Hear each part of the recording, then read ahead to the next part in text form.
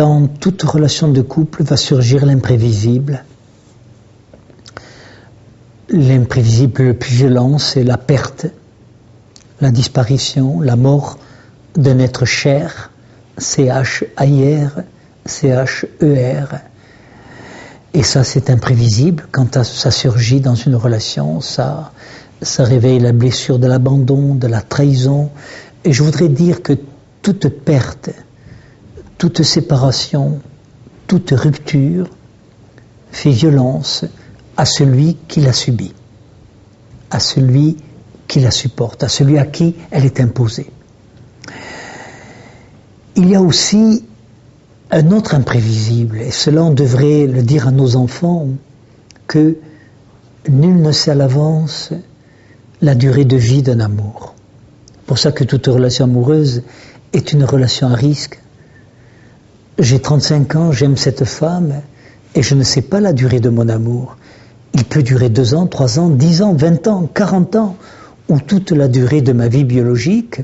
Je ne sais pas non plus la durée de vie de l'amour de l'autre, qui peut durer 15 jours, 2 mois, 3 mois, 10 ans, 40 ans, ou toute la durée de sa vie biologique, dont nul ne sait à l'avance la durée de vie d'un amour. Et le propre du vivant sur cette terre, c'est que tout a une vie. L'amour a une naissance, une vie et une fin. Je sais bien que dans nos mythologies, dans nos aspirations, dans nos croyances, nous pensons que l'amour est éternel, que si j'aime cette femme, c'est pour toujours, que si elle m'aime, je souhaite que ce soit pour toujours. Mais je ne sais pas l'homme que je vais devenir. Je ne sais pas la femme qu'elle va devenir dans 10 ans, 15 ans, 20 ans. Je ne sais pas si l'homme que je serai dans 20 ans sera toujours porteur de cet amour pour la femme qu'elle sera dans 20 ans également. Donc, l'imprévisible de l'évolution des sentiments. Et je voudrais aborder une notion douloureuse que j'appelle le désamour. J'ai vécu ça dans ma vie une fois. J'aimais cette femme, j'étais ensoleillé, j'étais porté par cet amour. Et puis, quelques années plus tard, ça ne s'est pas passé aussi brutalement que je l'ai décrit, mais ça s'est passé comme ça. Je me réveillais un matin et si je suis honnête avec moi-même, je découvre que je ne peux plus appeler amour l'amour que j'ai pour cette femme. C'est de la tendresse, de la gratitude, de la bienveillance, de l'admiration, mais ce n'est plus de l'amour. Et là, je suis en conflit. Est-ce que je vais continuer à vivre avec quelqu'un que je n'aime pas? Est-ce que je vais continuer à vivre par obligation, pour les enfants, ou pour la dette que j'ai envers elle? La dette que j'ai, la gratitude qu'elle m'a donné 5 enfants, qu'elle m'a aidé peut-être au début de ma vie professionnelle, qu'elle m'a accompagné dans des accidents, dans des maladies qui ont surgi dans mon corps. Est-ce que je vais rester parce que je suis dans la dette, ou est-ce que je vais rester parce que j'ai besoin de me respecter? Et est-ce que je vais la quitter parce que j'ai besoin de me respecter? Et alors nous rencontrons là quelque chose qui devrait être abordé très tôt dans une vie de couple, la fidélité. Mais pas la fidélité au sens où elle est abordée habituellement, qui devient synonyme, l'infidélité de synonyme de tromperie. La fidélité qui est l'engagement. Un couple, c'est la rencontre d'une double fidélité. Fidélité à l'autre, fidélité à moi. Tant que ces deux fidélités cohabitent ensemble, je peux rester des années avec elles, tout au long de ma vie. Mais si à un moment donné, je ne suis plus fidèle à moi, alors je suis en conflit.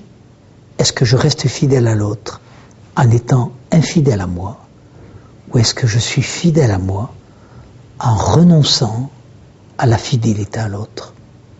Et voyez, ce problème de la fidélité, il mériterait de longs développements, parce que il est abordé de façon trop rétrécie, trop étroite, à travers cette notion de tromperie, quand l'un des deux a, disons, une relation affective, une relation amoureuse, une relation sexuelle avec un tiers, ou une personne tierce. La fidélité, c'est quelque chose de plus profond, Est-ce que je peux rester fidèle à mes valeurs? Est-ce que je peux rester cohérent? Est-ce que je peux rester congruent, en accord entre ce que je sens et ce que je dis, entre ce que je fais, ce que je pense, entre ce que j'éprouve et ce qui me porte vers l'autre. Et ce qui maintient ensemble un couple dans la durée, c'est la cohabitation de ces deux fidélités. Fidélité à l'autre, fidélité à moi. La valeur peut-être que je mets au-dessus de tout aujourd'hui, c'est me respecter. Si je ne suis pas fidèle à moi, je risque de ne pas me respecter. Je risque d'être donc en conflit. C'était le problème des femmes de ma génération. Les femmes de ma génération restaient dans des relations, elles étaient infidèles à elles-mêmes, en voulant quand même rester fidèles à l'autre. Mais les femmes de ma génération ont payé cher le fait d'être infidèles à elles-mêmes. Elles ont payé cher dans leur corps, en termes de somatisation, en termes de mise en mox. Elles ne mettaient pas des mots, mais alors elles mettaient des mots MAUX, cancer, accident cardiovasculaire, somatisation diverses, kystes, tumeurs dans leur corps. Et je ne souhaite pas ça pour mes filles. Je ne souhaite pas ça pour mes filles, ni pour les femmes que je vais aimer dans les 70 prochaines années. Apprendre à rester fidèle à soi. Si on peut aussi rester fidèle à l'autre, c'est ça qui maintient un couple dans la durée.